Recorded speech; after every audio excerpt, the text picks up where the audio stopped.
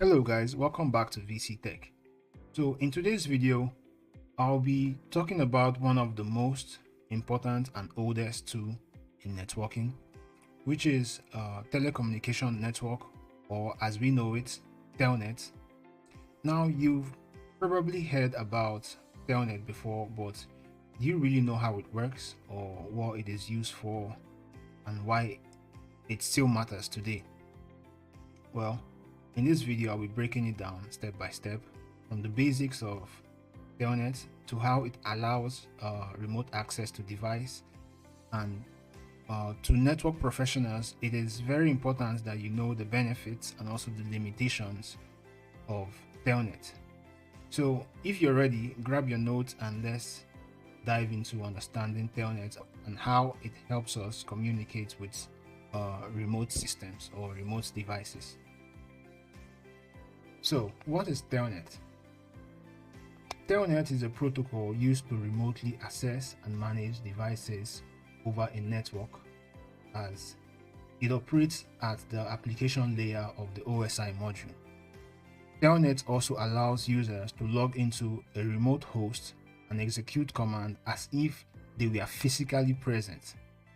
So what this means is you can be anywhere and still be able to communicate or access a device that is not close to you, let's say a switch or a router, because as it says here, Telnet is commonly used to configure network devices like a router and a switch. The benefits of Telnet includes it enables remote access to devices from anywhere on the network, as it saves time by reducing the need for physical presence in maybe in the office or anywhere. No, you can just do that with Telnet. It is useful for troubleshooting and configuration in real time, as it is lightweight and simple to use in a network environment. The limitations and modern alternative for Telnet, because Telnet sends data in plain text, making it insecure for sensitive information, as it is vulnerable to eavesdropping and man-in-the-middle attacks. Now the modern alternative is SSH, as it is more secure alternative that provides encryption. Now with that being said guys, let's head over and see how we configure Telnet on a Cisco packet tracer environment. So for this tutorial, we are going to be using two local area network. This is a local area network because it needs a router to access the web or the internet. This is also another local area network. We are going to be using this device to remotely access this switch on this local area network. So with that being said, let's assign IP address to the interfaces on the router.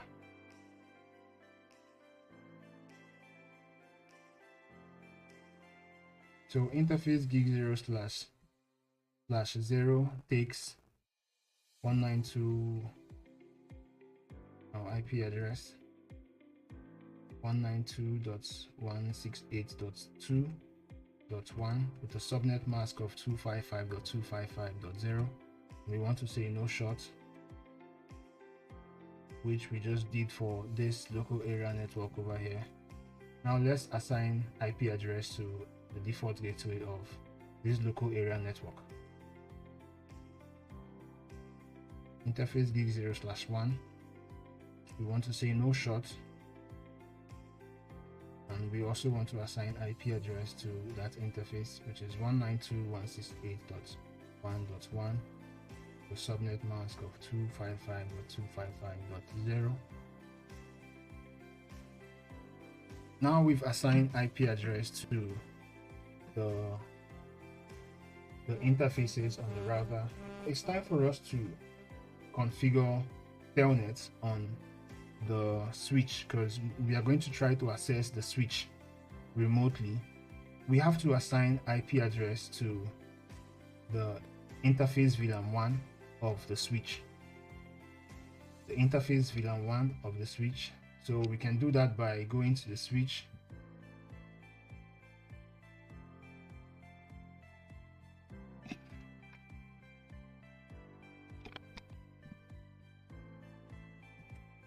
go into the switch and say interface VLAN 1. We want to say no short.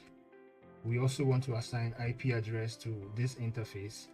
Now the IP address that we'll be assigning to interface VLAN 1 is the IP that we are going to be using to remotely access the switch.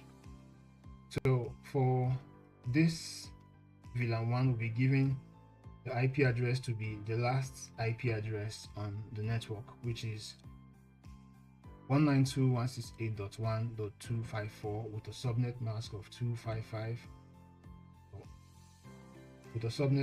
255.255.255.255.0.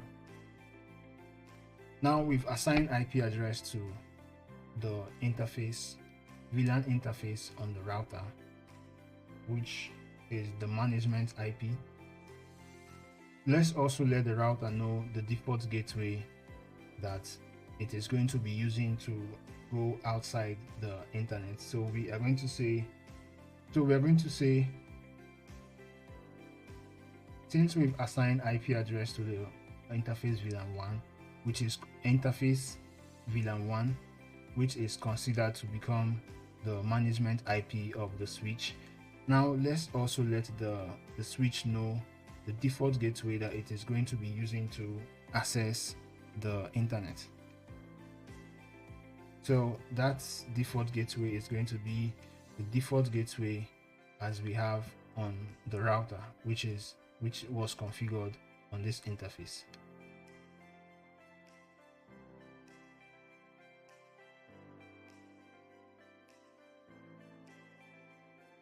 We want this device to have the host name of VCTech. As you can see, the host name is now VCTech, and we also want the IP domain, the domain name,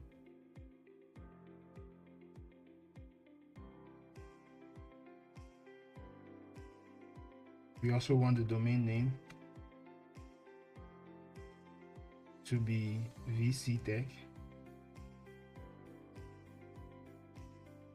So let's set the username and password that we are going to be using to remotely access devices or router or switch that we want to connect to. We need a username and password. So for this, we'll be using VCTech as our username, and the password should also be VCTech, so we don't complicate it. In real scenario, it is advisable to use even stronger password for security purposes. So for this, our username is VCTech and also our password is VCTech. Now let's also enable the password. Enable password. So for this, I'll be using a different password. So when that time comes that we want to remotely access the device, I will show you where this password applies. So for this, I'll be using Victor as the password that we use to enable. Now let's try to remotely access the device without setting Telnet. Let's say we want to remotely access the switch. Let's assign IP address to this PC and let's remotely try to access the switch. Let's also give the default gateway of this network, which is 2.1, and let's try to access the switch. Now the way we access the switch, we say Telnet and the IP address of the management IP on the switch, which is 254. And if we try to connect, because we've not configured Telnet, this is the message we got. The connection was closed because we've not configured Telnet. Now let's configure Telnet on the switch, then we try to access again. So for us to configure Telnet, we have to go to line VTY. We want to say 0 to 5 users, and we also want to use the login local. The login local is the username and password that we've set. We want whenever we want to access a device remotely, we want to use this username and this password, and also this enable password to log into the device. So we're going to say login local, and we also want to say transport. We want the means that we'll be using to get to the device. We want to be using Telnet, as we have SSH here. We also have Telnet. So, but for this tutorial, we'll be using Telnet. Now we've configured how we can remotely access the switch from a remote location. Let's try to ping the device. First of all, let's assign IP address to the devices. 1.1.5. Let's copy that and set the default gateway. Let's try to ping the management IP of the switch. So 192.168.1.254. Let's wait for that to connect. Yes, we are able to ping the management IP of the switch, which is the inter VLAN 1 IP. As you can see, the VLAN 1 IP. Let's try to Telnet again, since we've already told the switch how we can remotely try to access it. So let's try from this PC that we tried earlier and it refused. And as you can see, it's now asking us for our username. So our username is VCTech, and the password we use is also VCTech. This is after this phase. Now you see we've already seen the username, the host name of the switch, which is VCTech. However, if you try to do enable, it's going to ask us for another password. Now this is where we put the password of Victor. I've already typed in Victor, and now we are officially in the switch. We can make configurations here. We could create VLANs, we could delete VLANs, we could do any configuration we want, as we can also change the host name to, let's change the host name to Tech, and the host name has been changed to Tech.